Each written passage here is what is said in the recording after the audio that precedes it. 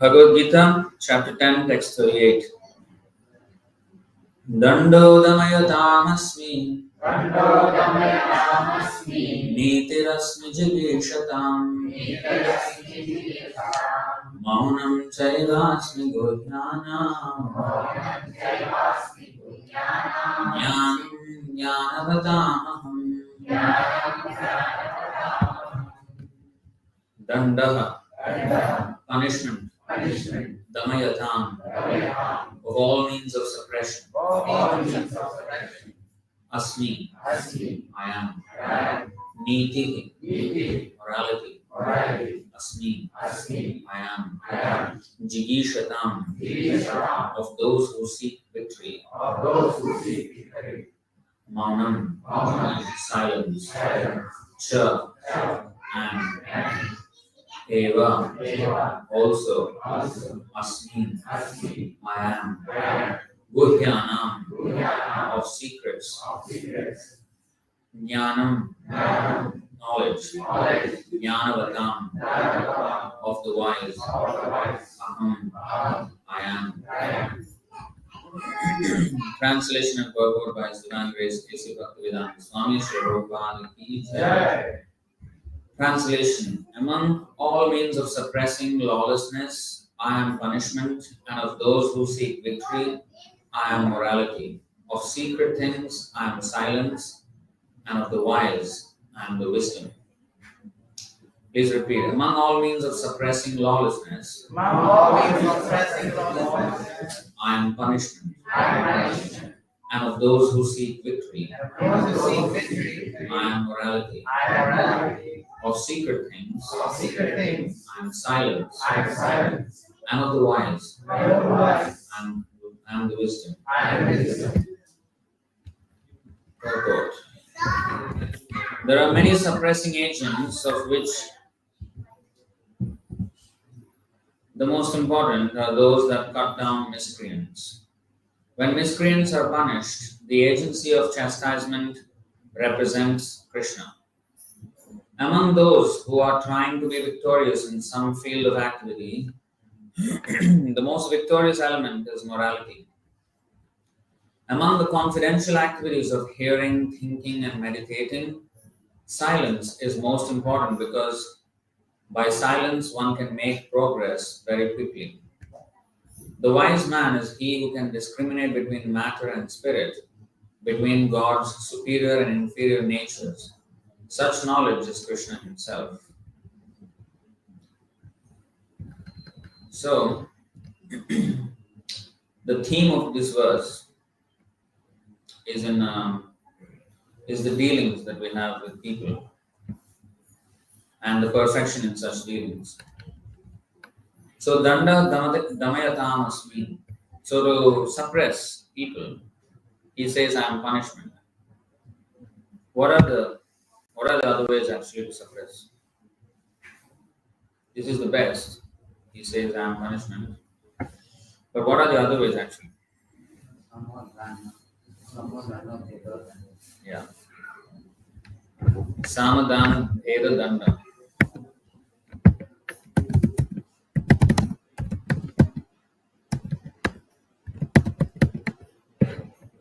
So 7.5.19, actually, this is in connection with Chanda and Amarka, the teachers of Prahlad Maharaj, materialistic teachers in the Gurukul. So they were trying to teach politics to Prahlad Maharaj, whereas Prahlad Maharaj was already educated when he was in the womb of his mother. So he did not like this education. But here, Tata enam guru jnatva jnata jnaya chatushtayam Daityendram darshayamasa matramrishtam alankritam. So anyway, chatushtayam, the four diplomatic principles. Sama, the process of pacifying. Dana, the process of giving money in charity. Sometimes also dana means to give something in possession, something in as a gift, or some position. To give that person, for example, if he is causing a little bit of a trouble, okay, give him some responsible position so that he'll feel satisfied that you have given him recognition, and at the same time expect him to be responsible in that position. Just like, for example, the demigods. Demigods are devotees of Krishna, but in their previous lives, they were devotees, but they also had a dominating tendency. So Krishna satisfied both of them. So they have some dominating role in the material world. At the same time, they're supposed to serve the Lord. So that's kind of dana, in a way. But in politics, this is very common. Process of giving money or some kind of a benefit, so that. And sama is a process of pacifying by words and some other by the other means. Bheda means the principle of dividing. Suppose, two people are there that having conflict. Okay, give this much to this person, this much to this person, and let them be happy. So bheda, and danda, the principle of punishment. So the last resort is usually punishment in diplomatic affairs. Now, if you see the other, why Krishna says dando damyatam asmi? If you see the other three, there are compromises made with the person who is difficult to deal with or whatever. But danda, there is no compromise. Just punishment. You are wrong, and that's it. So there's no compromise. So in sama, dana, bheda, there is some kind of compromise.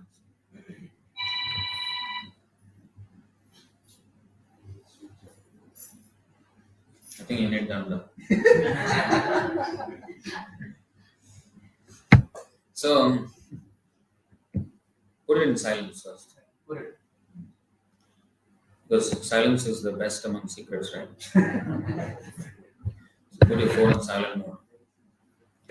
So, samas, dana, bheda, these things are having some kind of a compromise, whereas this danda does not have. Now, danda is actually beneficial. Ultimately, that is more beneficial than anything else. But not many people can understand the value of danda.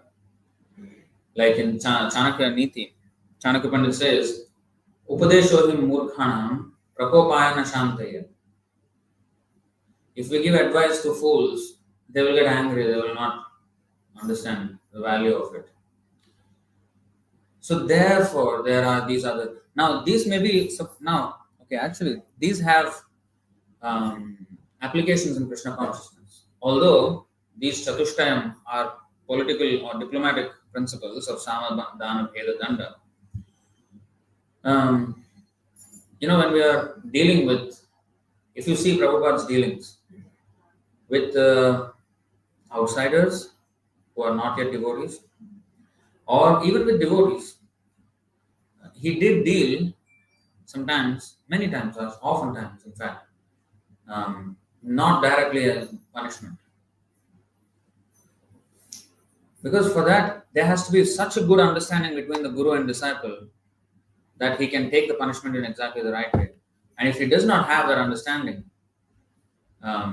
the foolish disciple may actually take, umbrage. Right? He may be offended and he will probably even leave. So, if you see, there is a word that Prahlad Maharaj used. What is that?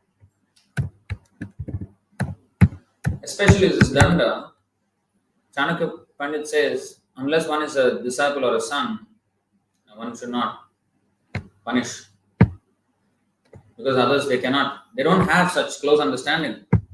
We have to have such a close understanding in order for that to be effective.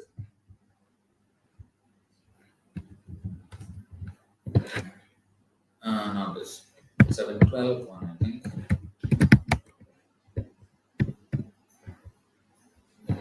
Okay, you see, Narada. Sri Narada Vacha.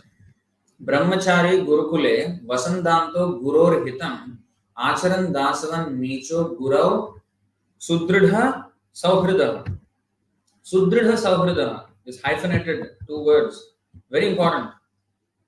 This is how a disciple should have his feelings for the Guru. Diksha Guru, Shiksha Guru, same. Sudridha means firmly. Dridha means firm. Sudridha means extremely firm. Sauhridaha. Suhridha means in friendship or goodwill.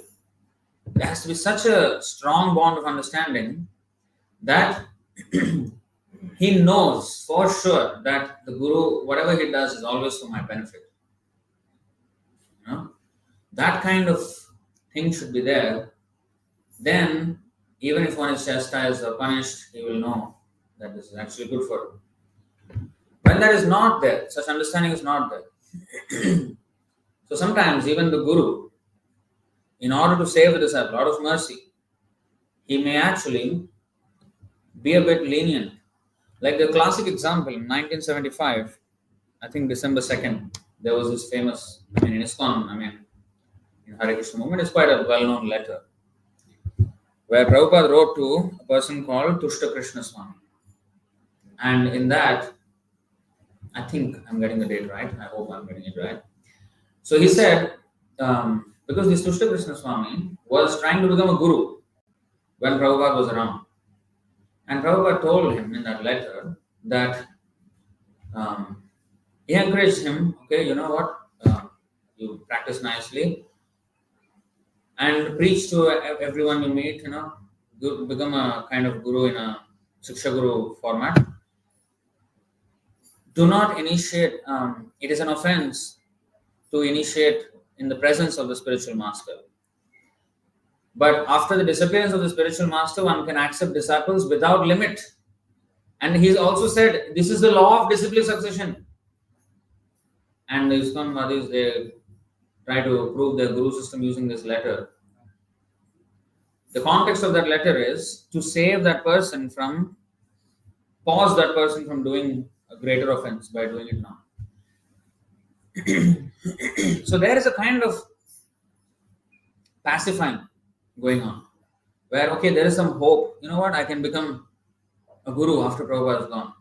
Is that a good decision? What is the qualification to become a guru? To try to, no, wait. That's, yes. But is it that the disciple is so hard up, bent on disobeying the order of the spiritual master, and as a compromise, the spiritual master gave him a little bit leeway? Will he even be a qualified guru? He will never be. Even if Prabhupada disappeared 10,000 years later, he will still not be. The hope is that give him some time. Let him not commit an offense, a greater offense by doing it now. And give him a kind of importance, make him feel responsible. Important, just not flattering for nothing. Give him some time to think. Hopefully he will change. Like if you see how Prabhupada, whom he put as GBCs, 11 people, Ritviks in the July 9th letter, they were waiting for Prabhupada to go away, some of them.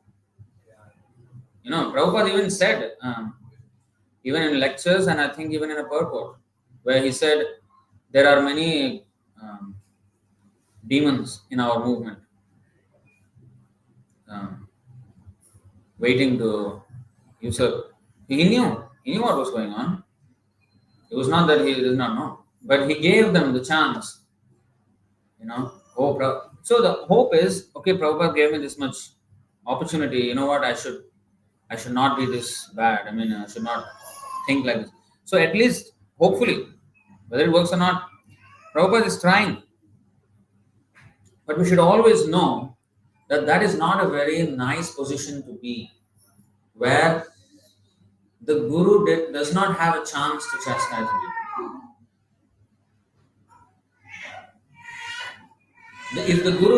If I don't give an opportunity for the Guru to correct me, actually I am in a very compromised position. It's not that I'm in the Guru is treating me nicely, that means I'm a very favorite disciple now. No. The person who gets chastised, he is actually the favorite disciple. Of course, that person must be taking the chastisement and correcting himself.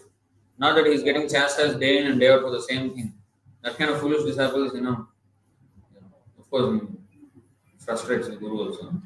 But we're talking about a person who is having a very strong understanding. So let's see.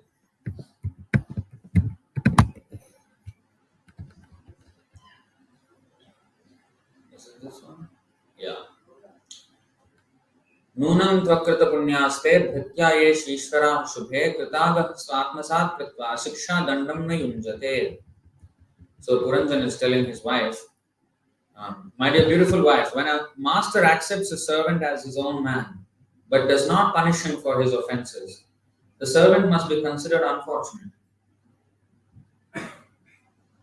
Unfortunate.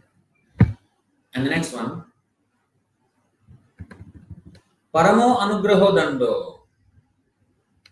You can understand easily, right? Paramo anugraho dando bhrityeshu pragunarpitaha balo naveda tattanve bandhukrityam mamarshana. My dear slender maiden, when a master chastises his servant, the servant should accept this as great mercy. One who becomes angry must be very foolish not to know that such is the duty of his friend. So, real friend will actually correct a person. Not just he only does danda, that's the only thing he does. No. But if he is really our benefactor, he will correct us when we need to be corrected, without any filter, no filter.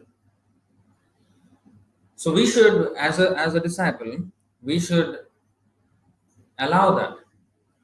That is a discipline.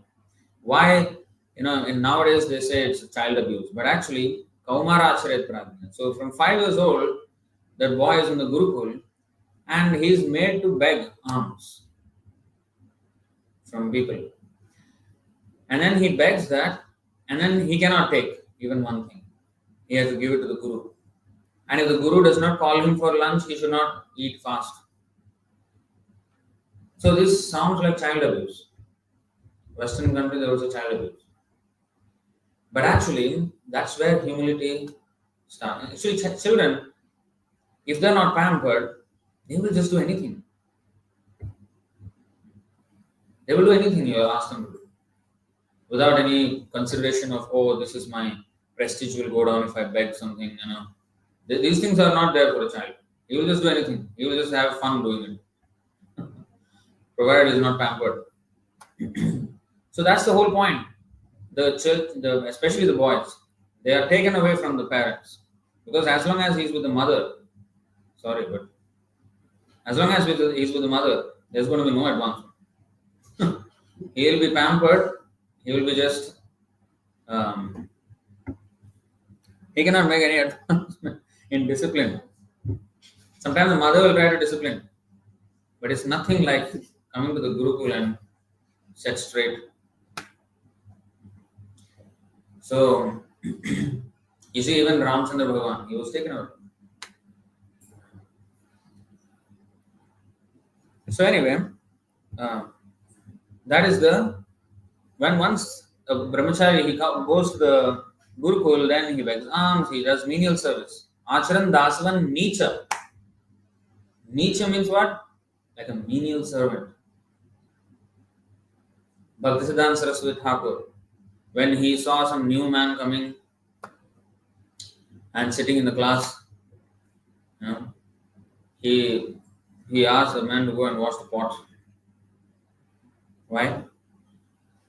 If he is humble, then he will understand. Otherwise, sit there with a proud head, heavy head, nothing will go inside. Humility must be there first.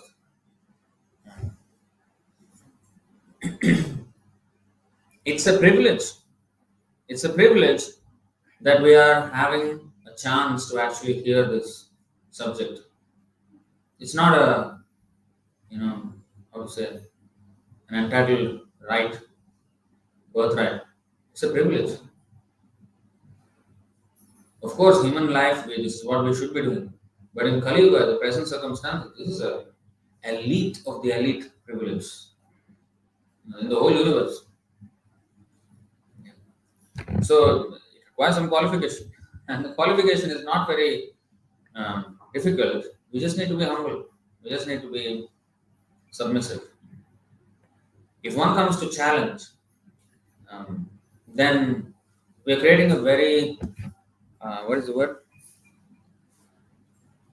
Inconducive, unconducive. What is the opposite of conducive? We're creating a very an environment in which we cannot absorb any knowledge. Pariprashnena is different from challenging prashnena. It's submissive inquiry.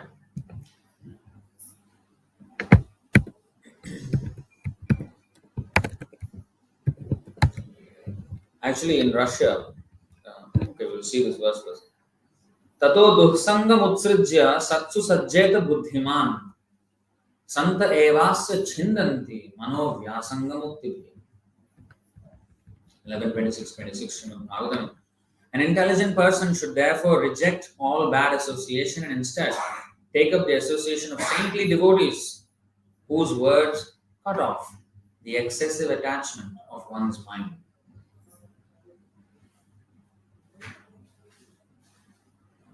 That is the real effect. That is the real benefit of. And it is said that we should associate with such people who cut off our attachment, which is exactly what we don't want to do. We know that if I go to Prabhu, Prabhu will say something and it will be a bit strict. Prabhu will ask me to come for Mangalarti, and but I will just go and have prasadam, dance and kirtan a little bit far away from Prabhu, and then go with prasadam and then chit chat a bit with other devotees who don't push me so much, and I'll quickly scoot out. Then we have no entrance. We cannot scoot into Vaikuntha at all after that. That we will be there. We will be stagnant at that point, never to move, never to go further. But our excessive attachment should be cut off by the words of the saintly person, and sometimes by their, okay. This is very important. I hope I can.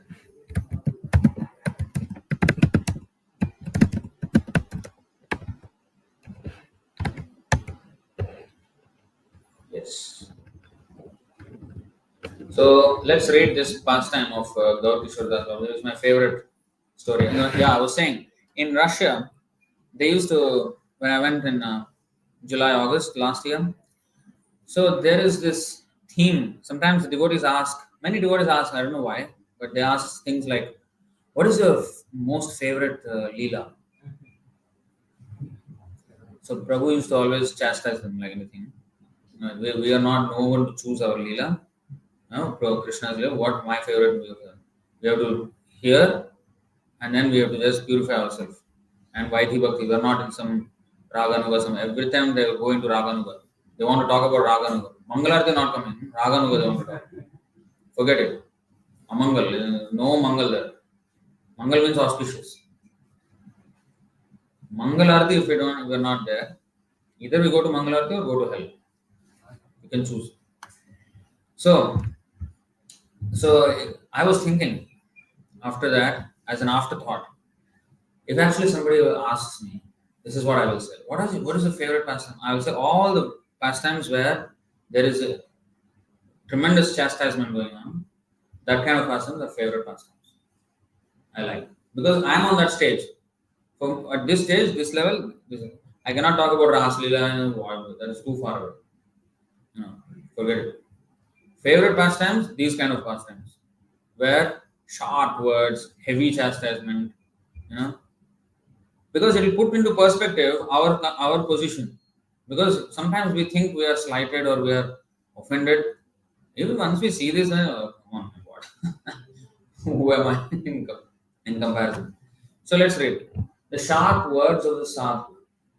Srila Gaur Kishore Das Babu. You know who's Gaur Kishore Das Babu? Who is this? Who is this? You know, Prabhu? You know?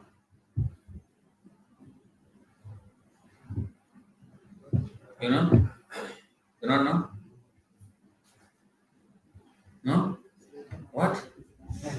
Okay. Prabhupada's guru is Bhaktisiddhanta Saraswati Thakur. Okay. Bhaktisiddhanta Saraswati Thakur's guru is Gaur Kishore Das Babaji. Okay. So, Srila Gaur Kishore Das Babaji Maharaj always gave beneficial instructions to persons who approached him with faith and humility, no matter what their spiritual status. On one such occasion, a seeker went to Babaji Maharaj to hear topics concerning the Supreme Lord. But he heard some harsh words from him instead. Now, you may, why would Gaur Kishore speak harsh words? What kind of sadhu is he? What kind of acharya is he? If an ordinary person goes and hears something which is not very nice to hear, what kind of sadhu are? I mean, I came to hear some nice words, and how can he speak like this? Even Prabhupada, he will say rascal, fool,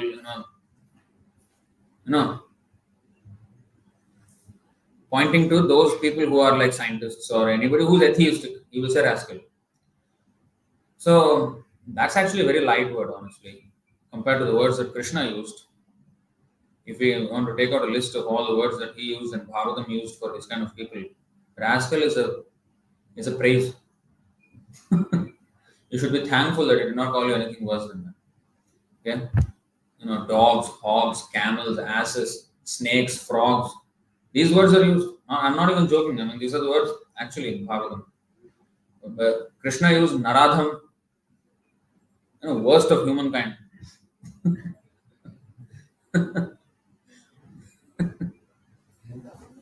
And Dvipada Pashu, two-legged animal, these kind of words. But rascal is very nice word, honestly. Okay. No matter what is on one such occasion, seeker went to Babaji Maharaj to hear topics concerning the Supreme Lord, but he heard some harsh words from him instead. Now, when we say harsh, they are not bad words. Okay. Not vulgar words. These are words which hurt our material attachment. They hit. The seeker therefore resolved to never go near Babaji Maharaj again. Decided, I will not do what kind of nonsense Babaji Maharaj, I will not do. After some time, however, having been stricken with a distressed and troubled mind, he suddenly returned to see Babaji Maharaj. Srila Babaji Maharaj, instantly realizing the reason for his depression, told him, "Oh, you have left the association of devotees where topics about Kṛṣṇa are discussed, and now you are living in a secluded place and performing solitary worship of Kṛṣṇa. When one hears the topics of the Supreme Lord in the company of devotees, then one becomes freed from Maya's net of illusion. But if one performs worship of the Lord in a secluded place, not in association with devotees, one becomes caught by the illusory energy. As a consequence, instead of topics about the Supreme Lord possessing the heart, mundane subject matters will occupy it instead." The seeker replied, "I thought it better to reside in a secluded place and perform my own individual worship than to become disturbed by hearing the sharp words of a sadhu." Sounds fair, right? Srila Babaji Maharaj replied, "Please take note that those sadhus who speak sharp words to drive away the witch of the illusory energy are actually the only real devotees of Kṛṣṇa and friends of the living entities. Those people whom we reject because of being offended, those are the real friends of Kṛṣṇa. Friends of the living entities and devotees of Kṛṣṇa. The conditioned living being, you see the logic here.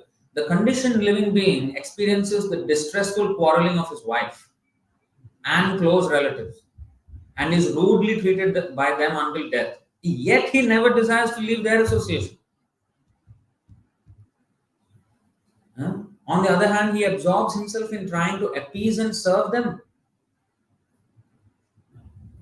But when a devotee of the Lord, who is always desirous of the living entity's ultimate welfare, chides him just once with instructions meant to drive away Maya, then that conditioned entity immediately makes plans to leave the saintly person for his entire life.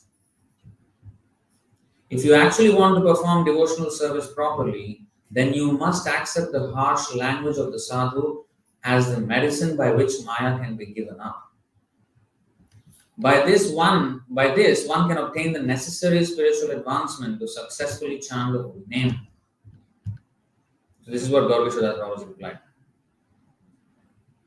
Very, very important instruction we should take. Continuing. The bound souls are prepared to accept unlimited abuse from their family members, but not a single sharp word from the sadhu who attempts to cut their attachment to illusory existence. The materialistic wife and family members induce a man to work like an ass and meanwhile deride him for not fulfilling all of their demands. Yet, while the family may legitimately plunder a man and denounce him bitterly for his shortcomings, the acquiescent victim is not in the least able to tolerate words which might awaken him to the reality of the situation. See the irony of it. He is prepared to hear all the abuse from his family members, but when the sadhu says your family members are thieves, I don't want to be abused by you. I'll go and be abused by my family members. I choose to be abused by my family members. Actually, these are the words, Svajanatya dasya, Svajanatya dasya. We will, okay. I cannot come back. Windows is blocked. Okay, we will read this whole story. I will just show you. The acquiescent victim is not in the least able to tolerate words which might awaken him to the reality of the situation. Srila Bhaktisiddhanta Saraswati Thakur described the power of the sadhu in an essay called Search for Truth as follows. There is no doubt that the words of the sadhu possess the power of destroying the evil propensities of one's mind. The sadhus in this way benefit everyone who associates with them. There are many things which we do not disclose to the sadhu. There are many things which we do not disclose to the sadhu. The real sadhu makes us speak out what we keep concealed in our hearts. He then applies the knife. The very word sadhu has no meaning other than this. He stands in front of the block. You know what block? Not block number 9, block number. Block means a sacrificial block, Wooden block, where the bali. So, the very word sadhu has no meaning other than this. He stands in front of the block with the uplifted sacrificial knife in his hand. The sensuous desires of men are like goats. The sadhu stands there to kill those desires by the merciful stroke of the keen edge of the sacrificial knife in the form of unpleasant language. If the sadhu turns into my flatterer, then he does me harm. He becomes my enemy. Look at how we should think. If he gives us flattery, then we are led to the road that brings enjoyment but no real well-being. Without the association of devotees, one will almost certainly be overwhelmed by the illusory energy and his thoughts will naturally turn to gratifying his senses. So, this is of course going on.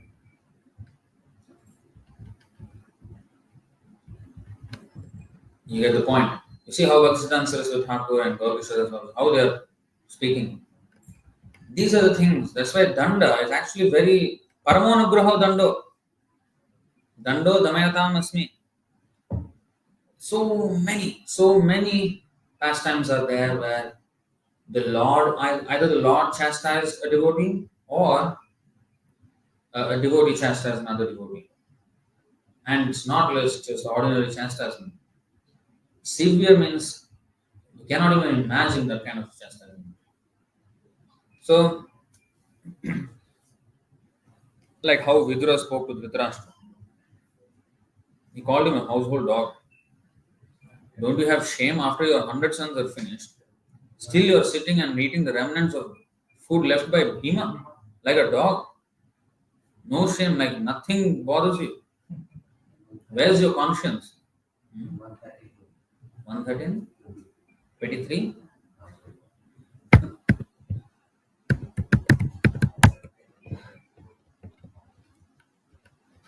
Aho mahiyasi janto जीविताशा यथा भवान भीमा पवर्जितम पिंडम आदत आदत्ते गृहपालवत. Grihapalavat means the one who takes care of the house, the dog. Bhima Aparvach particularly used word Bhima because Dhritarashtra wanted to kill Bhima. No. Alas, how powerful are the hopes of a living being to continue his life. Verily, you are living just like a household dog and are eating remnants of the food given by Bhima. Such harsh words, calling his own brother a dog, who's a king, except for the blindness, he would have been king. So, you see, a sadhu should never flatter kings or rich men to live comfortably at their cost. A sadhu is to speak to the householders about the naked truth of life so that they may come to their senses and about the precarious life and material existence. So, this is the how a sadhu should speak. That's why here you don't find some sweet words about Ras Leela, Bal Krishna. No. It is too far away. Now I have to be disciplined. I have no discipline. I am a complete uncontrollable horse, wild horse. I need to be tamed first. Yeah. So that is the kind of. That's why every time Prabhupada, you are not the body. You are not the body. You read his books, you are not the body. You will come. How many times will you come? Because we do not understand that. Actually, Prabhupada's books has everything. But we are only seeing that you are not the body, you are not the body. Every time, we are not the body. You know why? Because we have not gone past that. Second chapter of Bhagavad Gita, we haven't gone past that. We are so attached to this body. So, Dando Damayatam Asmi. Then, what I wanted to show? What is that? Swajanatya Dasya. Yes. 8:22:9. So you see, Kim Atmananena Jahati Yom Tatah Kim Rikthaharaihi Swajanatya Dasyubhi Kim Jayaya Samsruti Hetu Bhutaya Martyasya Gehai Kimihayushobhyaya. See the nice words of Bhagavad. Anybody who wants to, everybody who gets some kind of say invitation, somebody's marriage, wedding. Oh, congratulations! Here you see what is the use of the material body which automatically leaves its owner at the end of life? What is the use? What is the use of all of one's family members who are actually plunderers, taking away money that is useful for the service of the Lord and spiritual populace? Huh? What is the use of a wife? These are not nice words to hear, right? Harsh words. What is the use of a wife? She is only the source of increasing material conditions. And what is the use of family, home, country, and community? Attachment for them merely wastes the valuable energy of one's lifetime. But actually, these are the very nectarian for those who really value spiritual advancement. Yes, this is awesome. These are the words which we need to hear, which we never heard. In school they have sometimes in modern times they're having this module, sex education. This is the sex education we must listen to. What is the result of sex life? Why you should not go there? Not distribute condoms and talk about safe sex. Safe sex means this one. Don't even get into it. As a license, as a concession, this is their marriage. Okay? Never mind. One moment. That's it. That's a concession. Actually, it is best not to have, especially with a man. It's a waste of time. Super waste of time. Then another sweet word. We have later gulab jamun feast. So we'll give some gulab jamun here. What is that? 7, 6, 12, 13, right? Okay. There are so many like this. I'm just showing one.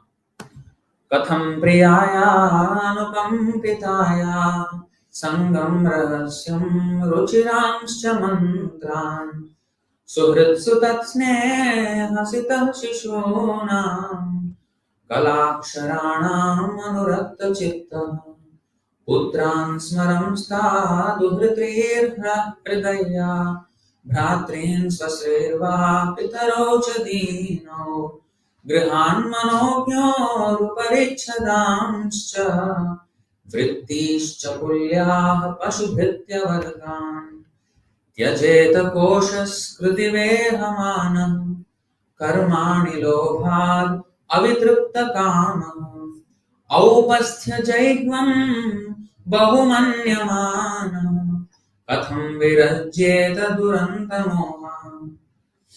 Such a nice sounding sharp verse. If you only know the meaning. Aupastya jaivam bahumanyamana. Okay. How can a person who is most affectionate to his family, the core of his heart being always filled with their pictures, give up their association? Specifically, a wife is always very kind and sympathetic and always pleases her husband in a solitary place. Who would give up the association of such a dear and affectionate wife? Small children talk in broken language, very pleasing to hear, and their affectionate father always thinks of their sweet words. How could he give up their association?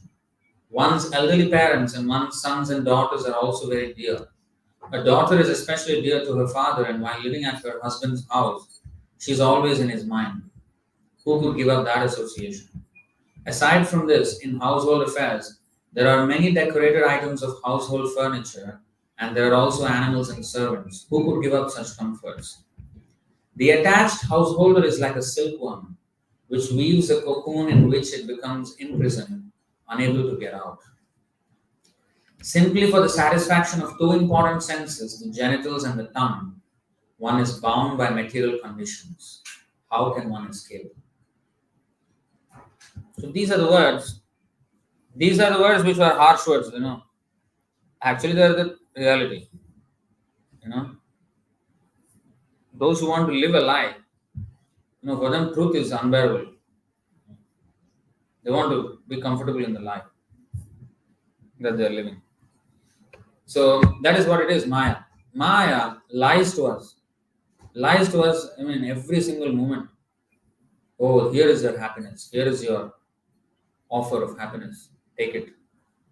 And it will just drag us into quicksand. More and more. So these are some of the danda. Actually, these are very liberating words. But it hurts us because we are attached. Okay. Now, that is dando damayatam asmin. Nitirasmi jigishatam. So this is another important thing. Nitirasmi jigishatam. So jigishatam means of those who seek victory. And morality. So in other words, what does that mean? We should always strive to be morally upright. We should not get something by hook or crook. We should be honest. We should be, principled. Our principles should matter more than what we are after. That is in social, regular morality. But there is another transcendental morality, which is actually what is the basis of moral principles? How is something good or bad? What determines right from wrong? What distinguishes? For example, if a police does not shoot indiscriminate killer, if they don't shoot him dead, if they don't execute him, that's actually not good, right? But usually killing is actually not good. But in this case, if he's not killed, that is not good. So depends on the position, depends on the situation, right? So what actually determines morality. What is right and what is wrong?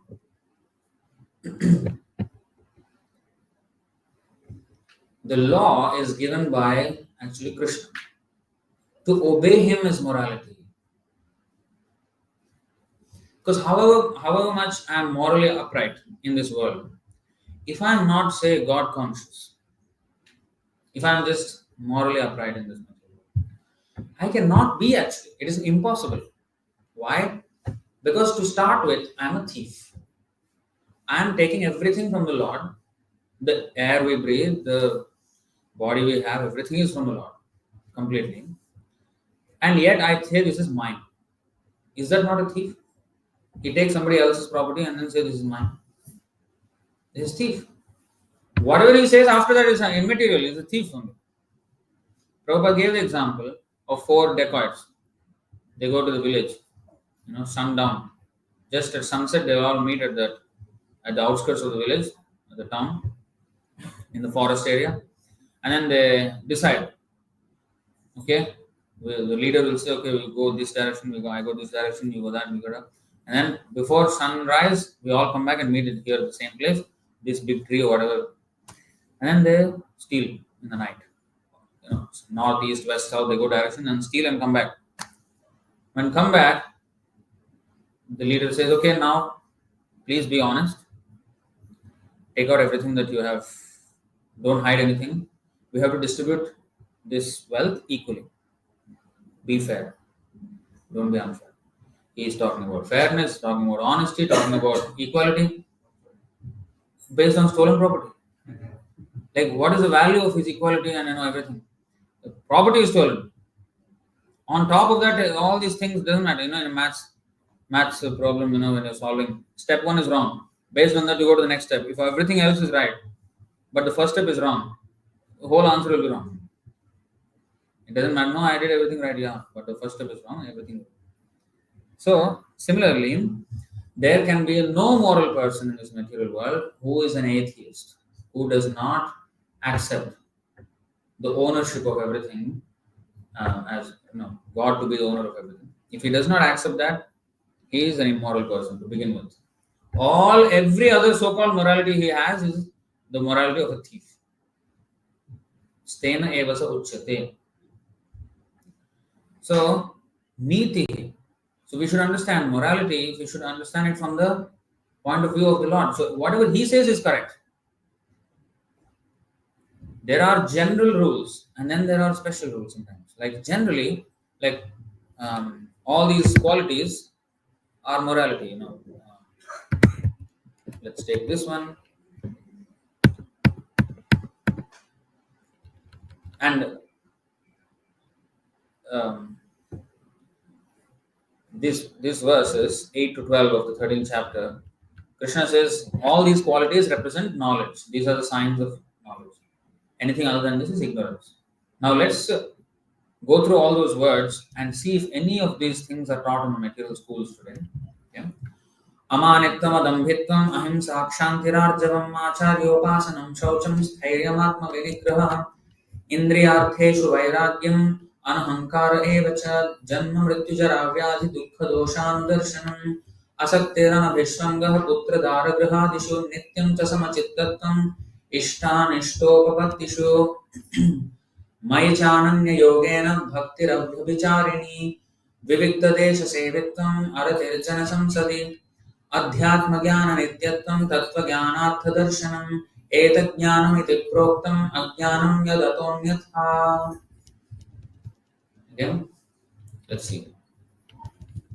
Humility, pridelessness, non-violence, tolerance. Now you may say, oh yeah, they teach non-violence. No.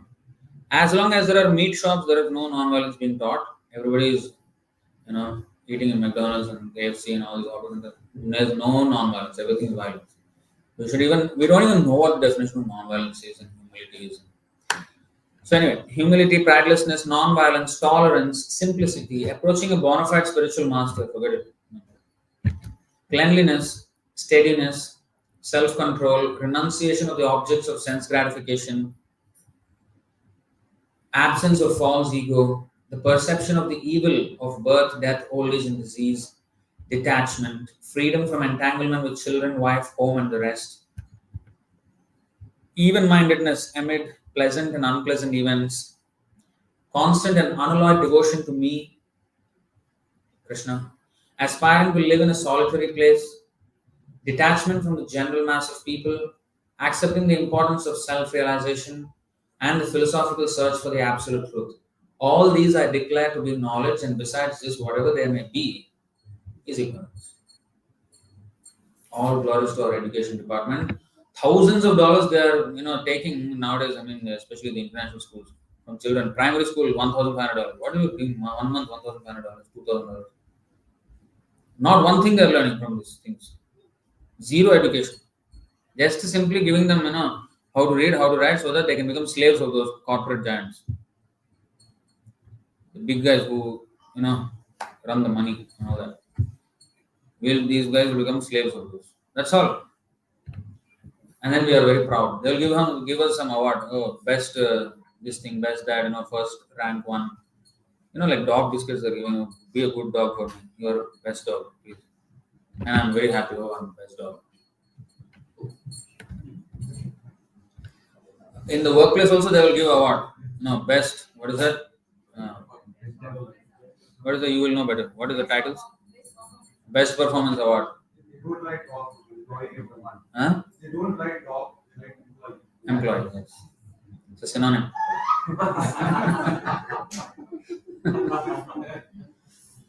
Actually, slave and employee, there's zero difference. Oh, slavery is abolished. Abolishment of slavery. Nothing abolished. Employees means slave. Yeah, you have no right. I mean, you'll give 2 weeks in a year. You can go whatever. I recently there was one young Mataji who got engaged. Okay, she had to go to India for her engagement. The employer said you have to come back one day. I'm giving you. Okay, you find out how you're going to go to your village, get engaged, and come back. That's it. One day I'm giving you. Engagement, life, big life event in engagement, and for marriage they gave 2 days. Later this year. Imagine, slave, is this not slavery? No mercy. Oh, marriage, okay, no, you know what, I'll give you some time. Nothing, come back, work. She has to, find some weekend so that it'll be like 2-3 days at least traveling one day will go, traveling back one day will go, one day I'll have that. That kind of thing. Slavery. For that, best performer, did not take any medical leave, go this and work really hard like an ass. Just they don't say that word only.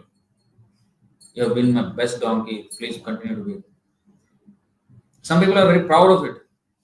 There was one devotee we used to have. He was very proud. Prabhu, I have been driving the bus, Singapore bus. 25 years I have not taken a single medical leave. Not a single medical leave. And I have got awards for that, he said. Prabhu asked, what is the use? Here, not one Mangalarti you can. What is the use? So, we're very proud also,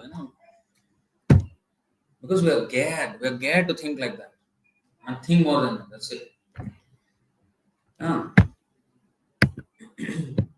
So these are the divine qualities. I mean, usually this is general rule. But when Krishna asks, like when he asked Yudhishthir Maharaj to tell a lie on the battlefield, Yudhishthir Maharaj hesitated. Krishna had to adjust the situation to keep Yudhishthir Maharaj's truthfulness intact. Krishna had to change his plan to get his job done. Dronacharya, he would only stop fighting because he was invincible. Nobody can counter Dronacharya. Arjuna, Bhima, all useless because he is their guru. So, the only way he will stop fighting is when he hears that, because he was so attached to his son, Ashwatthama. So, if he hears that Ashwatthama is dead, then he will stop. Bhima was very excited. I will say, Ashwatthama dead. He did not believe. Bhima, you will lie like anything. Lie through your nose. So, he did not believe. He will continue fighting. And Krishna said, Yudhishthira, you tell. He will believe you because he knows you are. He said, how can I tell this lie? I cannot tell this lie. Then Krishna changed the plan because there was another elephant named Ashwatthama. And then, okay, Bhima, you go and kill that elephant. Let then Yudhishthira Maharaj say, and then I will adjust. So Bhima went and killed the elephant. For him, there's nothing. And then Yudhishthira Maharaj said, Ashwatthama is dead, but not your son, the elephant. So in the second half, blow the conch shell loudly.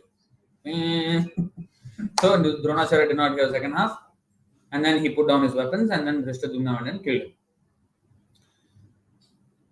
But it looks like, oh, plan worked out and he did not have to give up his thing. Okay, everything worked out well now. No, it's not good. Krishna should not adjust. One thing is, Krishna's plan will always work.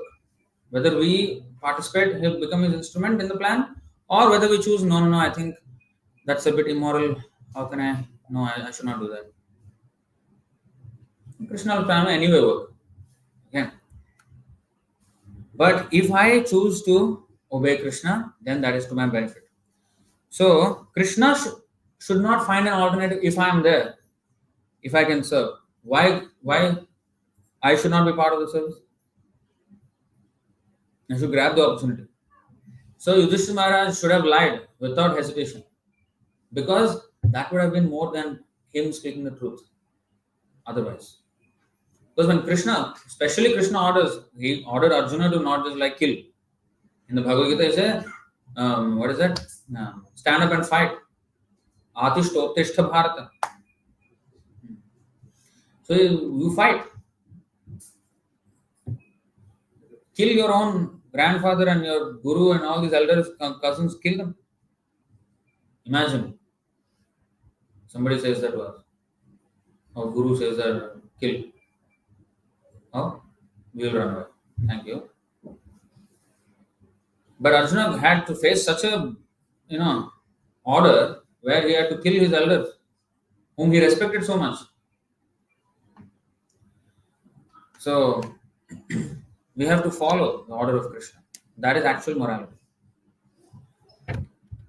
Because, first of all, Kauravas did so many things wrong. And whatever Krishna says is right. It's not that when Krishna says to lie, though, he's asking me to do something bad. No. That is right. Krishna orders, that is right. Just like, why are we vegetarians? Oh, we are non-violent, we don't kill animals. Then will you kill plants then? Aloo dum you're eating. What is aloo? You're uprooting the whole plant. Huh? So, eating, we are committing violence. And in the process of growing rice or something, how many pesticides, how many mice and all this you have to kill, how many things you have to, insecticide, whatever, so many things you have to kill. It's not that, eating unstained food. No, it is stained with a lot of kills. So, how? Where is the morality? How is it upright? How is it morally correct? Whether I kill the animal or kill the plant, I'm killing. Huh? Maybe I'm killing actually more, because if you take rice, how many plants need to be decimated for my tongue? Huh? So, the morality is right only because Krishna says you can eat. That too, after offering it to Krishna, as prasad you take. Otherwise, you are eating sin. You are eating vegetarian. Don't be proud of it. Oh, I'm vegetarian. Goat is also vegetarian. Yeah? Nothing. Nowadays, goat means big thing, greatest of all time. But it's actually bakra. Actually, a bakra, no. Baliga bakra. Greatest of all time in some material estimation. Oh, he's the goat. Yeah, bakra. So, there's nothing glorious about being a vegetarian. There are so many animals who have no brain and are still vegetarians. Okay. So don't take pride in that. And we are against veganism also. Oh, I don't take milk. We are against that. Why? Because Krishna says you can drink milk. Milk is not vegetarian. Is it vegetable? Which vegetable will give you milk? Why is it called vegetarian? Almond milk or that is milk is not vegetarian. Okay? It doesn't come from any vegetable. So why are we taking it? Because Krishna authorized it. If Krishna authorized meat, we will take meat. But Krishna did not do that. And therefore we don't. Our thing is to obey what Krishna says. That is the criterion of right and wrong. What Krishna approves, that is right. What Krishna disapproves, that is wrong. That's it. Not that you use some logic. No, that if this, that, you cannot even live. Okay? If you speak logic, you cannot eat anything, you have to eat stone. You eat and you try. Because logically, if you want to speak, oh, I don't want to be non-violent because that is life, this is life, don't eat anything, eat stones. And try to live like that. So our logic will fail. Only logic is the base of everything is Krishna's word. So that is morality. That is the basis of morality. And in any situation, that should be always be given priority. My obedience to Krishna should be given priority. Not just the ordinary morality of so-called, honesty. And yes, there is all good qualities, but these are side effects of being a devotee of Krishna. Don't try to have them independently of devotion to Krishna. Being very feeble and weak in devotion, and then very honest, very pakka in every other thing. Then, this is the thing. Such persons are described also in the Bhagavad.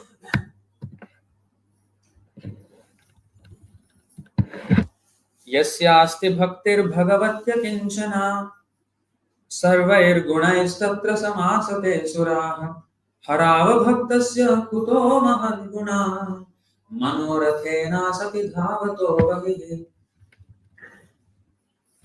All the demigods and their exalted qualities such as religion, knowledge and renunciation become manifest in the body of one who has developed unalloyed devotion for the Supreme Personality of Godhead, Vasudeva. That means all the good qualities that we consider as good will automatically manifest in the body, in the person of a person who is already devotee. Automatically. You don't have to separately be a vegetarian, start a vegetarian movement, no. But being a devotee, you are automatically a vegetarian.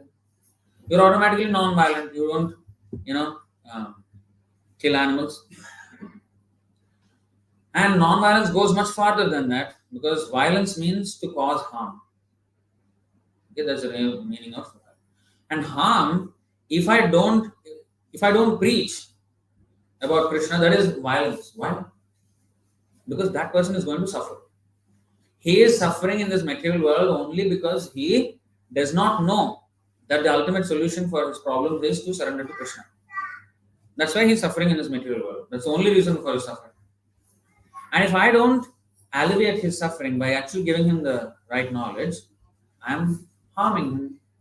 And therefore, if we don't open our mouth and preach about Krishna, if we don't somehow or other bring them to Krishna, we are committing violence. Jiva Himsa. So this is Himsa. So, is explained by the Acharyas very nicely. Chaitanya Mahaprabhu, Vimnisha Marga. So you see, all the good qualities come into the devotee automatically. He will automatically be compassionate.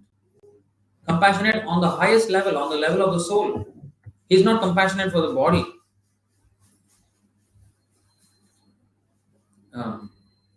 He's suffering, so okay, I will open hospitals.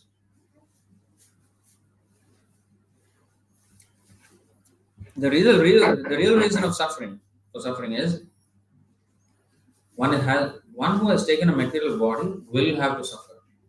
And honestly, as much as they say, open hospital, your devotees are also going to hospital when they have a problem. Why are you condemning hospitals? We are not condemning hospitals.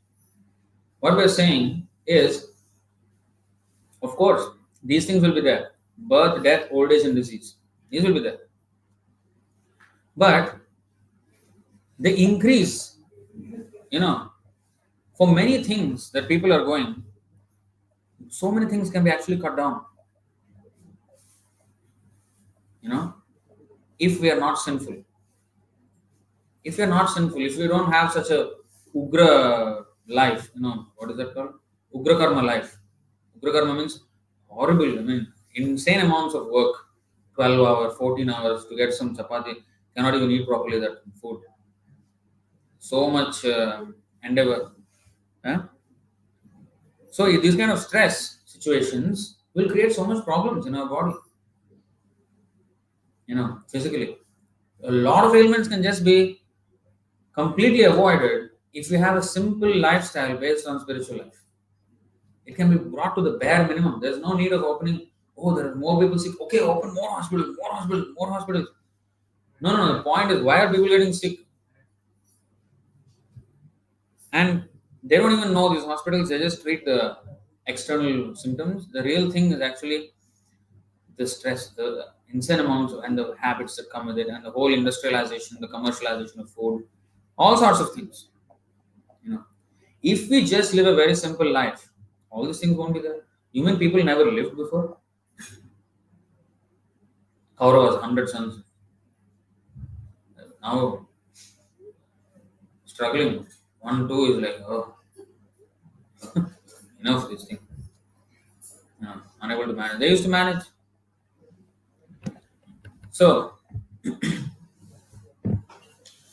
all good qualities come into the devotion. On the other hand, a person devoid of devotional service and engaged in material activities has no good qualities. There's no compromise. It's not saying, oh, he has some good qualities. No good qualities. No, he's a well-spoken person. How can you say no good qualities? No good qualities. He's like the thief who's talking about equality, fairness, and what is it? All this honesty. He's like that. It can be dovetailed into Krishna consciousness. That is the only thing good there.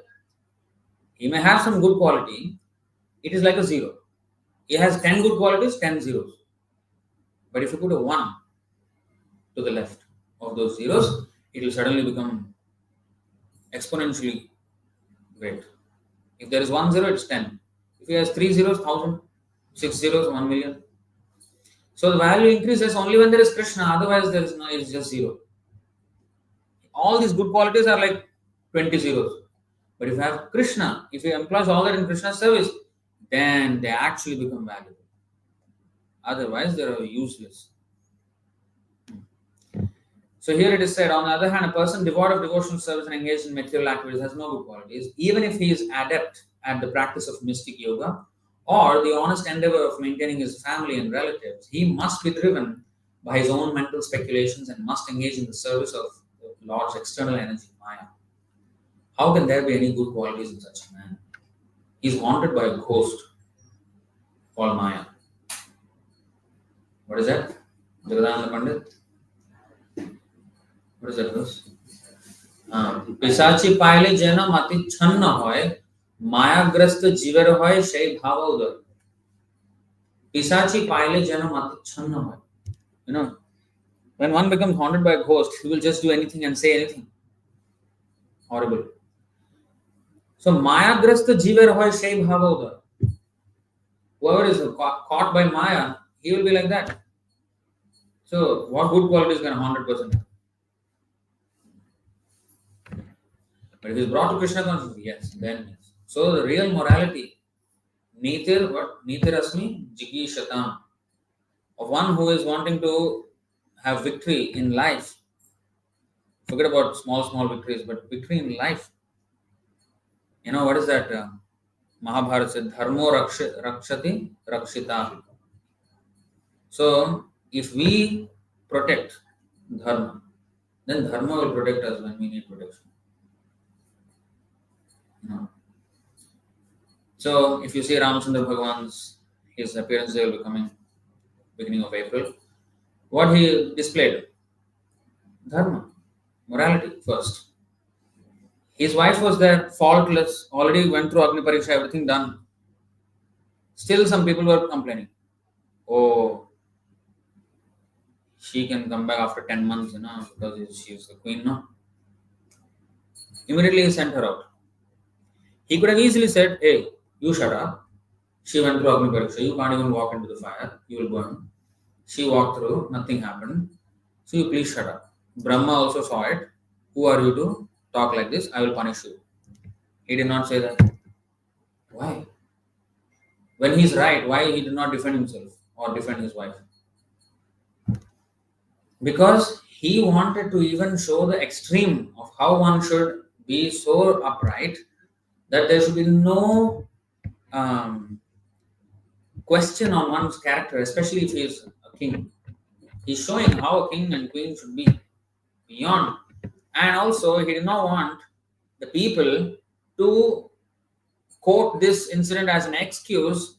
Oh, then, if a woman says, I can be away from my husband for like 1 week, I don't need to tell him where I go, I can go. What is it? No, Sita went 10 months now. I'm going only 1 week. What is the problem? So he did not want anybody to commit any offenses. For saving us, he sent his wife away when she was pregnant to save us. Ramchandra, of course, there is another thing which is Vipralambha, Bhava. That's another thing. It's a spiritual subject. But for us, the lesson is this: dharma, morality first. Even when he was right, even then he showed extreme morality. Even then. So, Nitirasmi Jigishatam. I have two more, and time is already way beyond. Maunam Chaivasmi Guhyanam. Okay, among secrets, I am silence, Krishna says. Again, better than silence. Actually, Krishna says, what is the most confidential thing?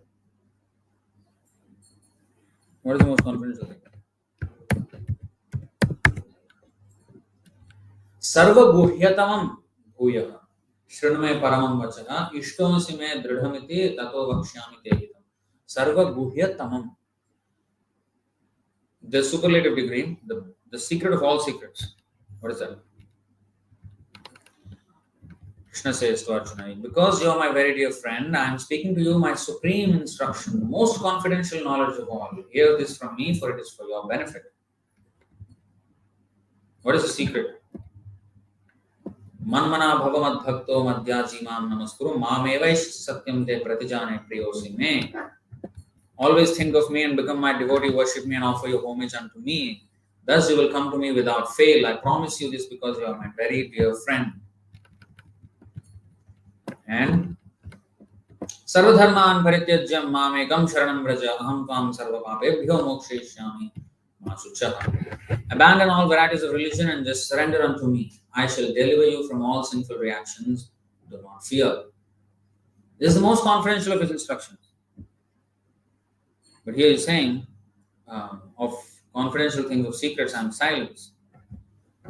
That is only in the material. So we have to be actually, of course, if we are silent, we can learn many things. Prabhupada said in the purport also. That is in the ordinary dealings. But the sadhu, he does not just remain silent. Mauna Vrata, Prahlad Maharaj, see what he says. Is it this one? Yes, Maunam. Prayena deva munaya svavimukti kama maunam charanti vijanena pararthanishthah naitan vihaya kripanan vimoksha eko nanyam tvedasya sharanam brahmato nupashye. Maunam charanti vijanena pararthanishthah. My dear Lord Narasimhadev, I see that there are many saintly persons indeed, but they are interested only in their own deliverance. Recently, what happened? Kumbh Mela. Everybody is going, oh, Naga Sadhu interview, Naga Baba interview. And, okay, first of all, there are 80%, 90% fake. I don't know what they're doing. Chillam Babas, smoking ganja. Those who are actually really yogis. In fact, Prabhupada said there are actually yogis there who come to Kumbh Mela who are like 700, 800 years old, but they look like this 25, 30. You will never be able to make out accomplished yogis from Himalayas, various places. They do come. Now, even them, Prahlad Maharaj actually kind of condemns that. What he is saying, My dear Narasimhadev, I see that there are many saintly persons indeed, but they're interested only in their own deliverance, not caring for the big cities and towns. They go to the Himalayas or the forest to meditate with vows of silence, Mauna Vrata. They are not interested in delivering others. As for me, however, I do not wish to be liberated alone, leaving aside all these poor fools and rascals. I know that without Krishna consciousness, without taking shelter of your lotus feet, one cannot be happy. Therefore, I wish to bring them back to shelter at your lotus feet. This is bigger sadhu. Not the person who's going now sadhu. They may be sadhus. Some of them, most of them are not. Just nowadays become a fad, So, the real sadhu is the one who is in the midst of the civilization and trying to help people by speaking about Krishna, reminding them of their real aim of life and actually giving them a solution. He is the bigger sadhu.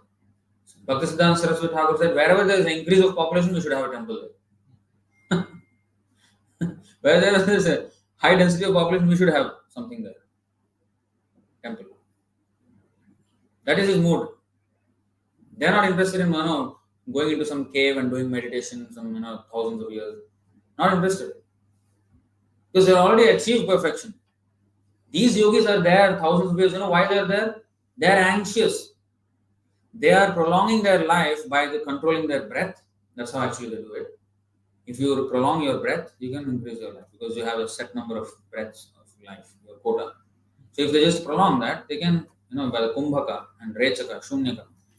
If they do kumbhaka, they practice this art, they can actually prolong their life in pranayama.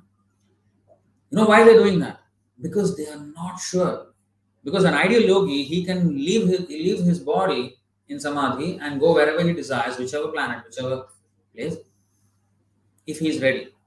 So they always think, I'm not ready, I need more time. So they prolong their life and then try to perfect their meditation process even more. Hundreds of years passed, centuries are passing, millions are passing, they're still there. It may be a wonderful feat for us, as 700 years old, this is Guinness Book of World Records, they're not interested in records. The last thing in their mind. So they are worrying about whether they will make it or not. They're so worried actually. It's anxiety. It's hatred actually. Yogis. But a Krishna conscious person, he has already achieved the goal of all yoga. He is with Krishna. He doesn't mind how long he is going to live. If he's just going to have like Parikshit Maharaj, he got cursed, 7 more days he had. Fine. He could have counter cursed. When he was in the womb of his mother, before even he was born, he would have died because of Ashwatthama. Vishnu saved him. He could have always saved him again. Was just one call away. Krishna, please save me. This rascal cursed me. You do something to him. He could have done that. He did not counter curse. He did not counteract the curse. Nothing he did. He said, okay, you know what? This is a blessing. Let me go to the Ganga and hear about Krishna Katha. 7 days and nights, non-stop Krishna Katha. Bhagavatam. Even. So they don't mind. Devotees don't mind how long they're going to live, but whatever time they have, they want to use it to their maximum in Krishna's service and help others. Now, what Parikshit Maharaj did was actually helping others. I actually wrote this in one poem of mine. Vyasa Puja offering, I think 2023 or 2022. I said, Parikshit Maharaj, I don't remember the exact words, he tried to, save the situation because Kali was going to come, Kali, and he was the only person stopping him. And, when the Kali, he wanted to kill the cow, he raised his sword and warned Kali. So he was a terror for Kali. So Kali wanted to take him out. So, got the Shringi, Brahman boy to curse him so that he will go out and then I can come. But you see, he knew the trick. And he knew that how long will he stay, even if he ruled, even if he counter curse, whatever, one day he will die. Bhishma Dev had a benediction that he could die whenever he wanted to. It's like, I have immortality. No. He was put in a bed of arrows. Now you choose whenever you want to die, you die. Better I die than live like this. So, he knew how long he's going to live. But by making the Bhagavatam spoken by Sukadeva Goswami, he immortalized not only himself, but he protected the entire population of Kali Yuga and all for all future by the Bhagavatam. So he actually protected by this way. So the devotees, they always work for the benefit of others. This is actual mercy. So this Prahlad Maharaj, he said this.